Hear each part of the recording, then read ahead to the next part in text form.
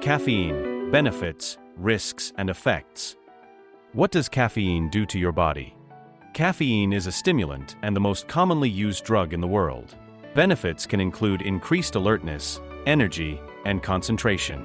However, it can also lead to insomnia and headaches. Every day, millions consume caffeine to increase wakefulness, alleviate fatigue, and improve concentration and focus. Amid myths and controversy about whether caffeine is good or bad for us, evidence suggests that moderate coffee consumption can bring both benefits and risks. However, a high consumption of caffeine may not be healthful. In addition, the recent trend of adding caffeine to drinks and snacks that do not naturally contain it has raised new concerns.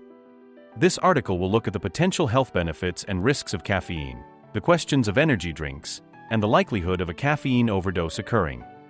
Fast facts about caffeine. Caffeine is a stimulant that occurs naturally in some foods. The Food and Drug Administration, FDA, recommends a maximum intake of 400 milligrams a day, or 2 to 3 cups of coffee.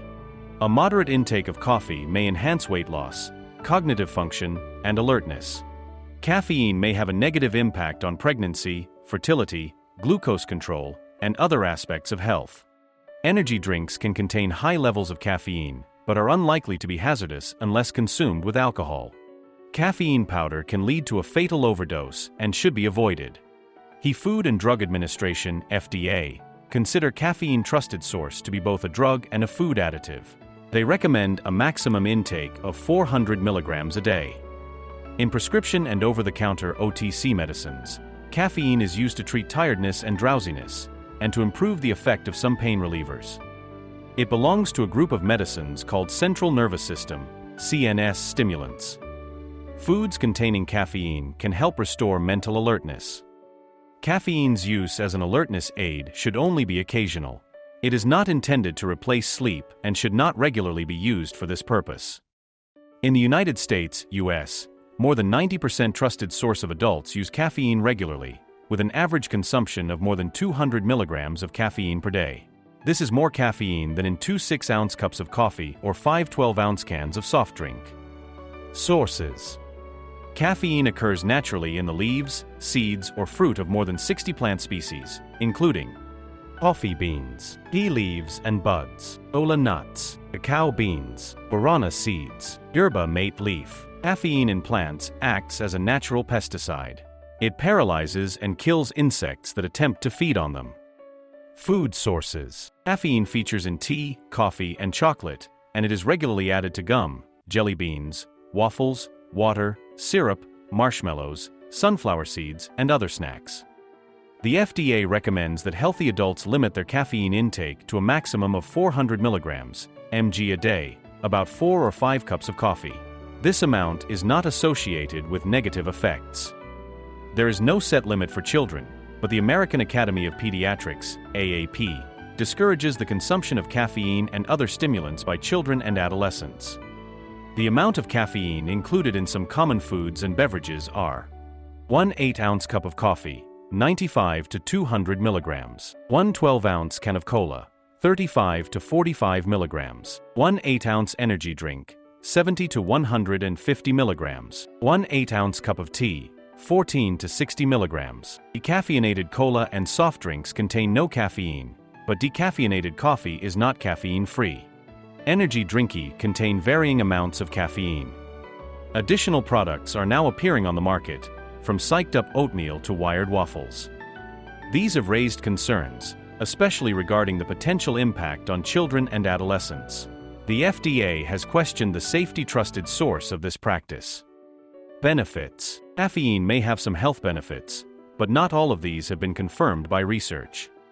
Weight loss. Caffeine may boost weight loss or prevent weight gain, possibly by suppressing the appetite and temporarily reducing the desire to eat, stimulating thermogenesis, so the body generates more heat and energy from digesting food.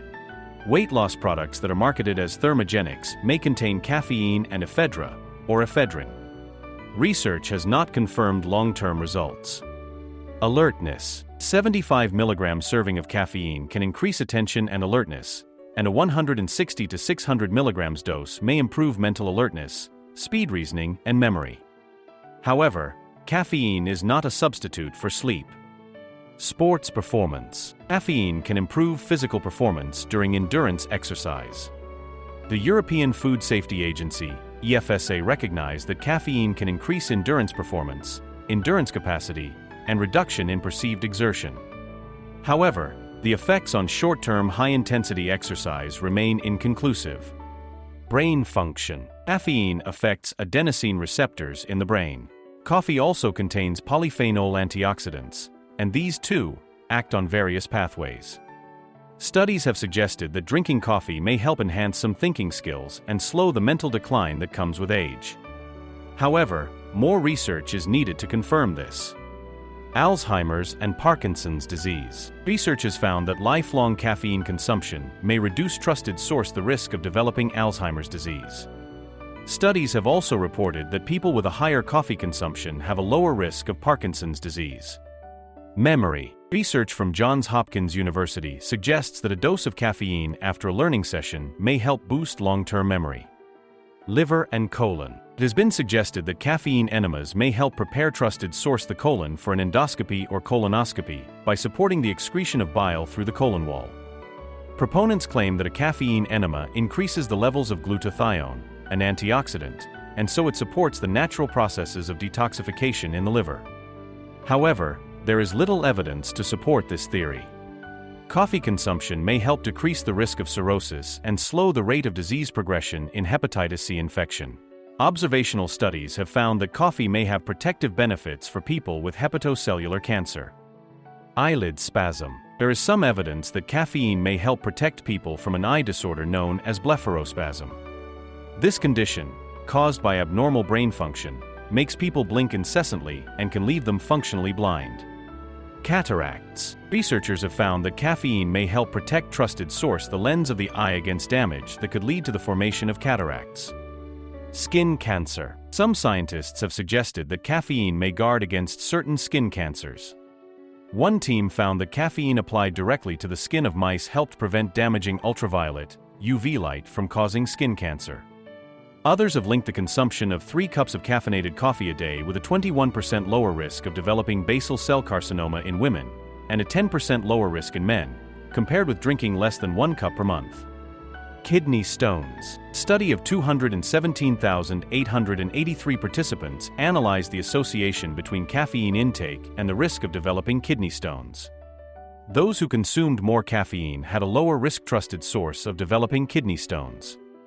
Mouth, throat, and other cancers. In a study of 968,432 men and women, participants who drank than 4 cups of coffee a day had a 49% lower risk of death from oral cancer, compared with those who drank no coffee at all or only an occasional cup. Other possible cancer-related benefits include lower risk of endometrial cancer, reduced risk of prostate cancer, protection against head and neck cancer, protection against the recurrence of breast cancer, stroke. Data for 34,670 women in Sweden without a history of cardiovascular disease indicated that women who drank more than 1 cup of coffee per day had a 22 to 25% lower risk trusted source of stroke compared with women who drank less. Low or no coffee drinking appeared to be linked to an increased risk of stroke. Risks. Much of the published research about caffeine suggests that it is beneficial, in moderation. However, some studies highlight the potentially harmful effects of caffeine. Depression. High caffeine intake may worsen symptoms of anxiety and depression.